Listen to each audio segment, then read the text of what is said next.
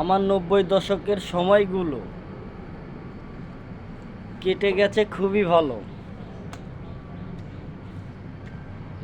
সেই আমলে শিক্ষিত ছিল কম, মূর্খ ছিল বেশি।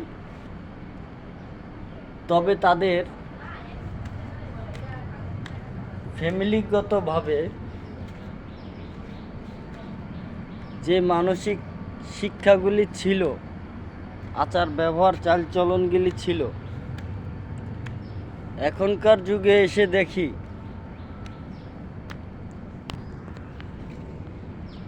তাদের ভিতরে ওই রকম শিক্ষা কোনো নাই।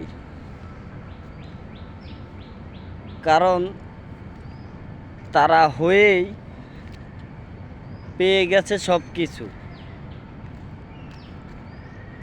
আর আমলে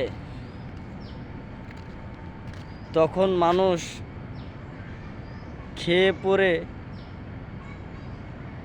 দিন কাটাতে হিমশিম খেয়ে গেছে। তখনকার মূর্খ আর এখনকার শিক্ষিত রাত্রে দিনে বেশ কম।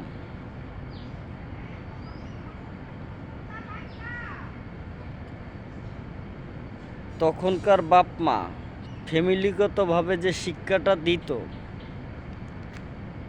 আর এখনকার বাপ মা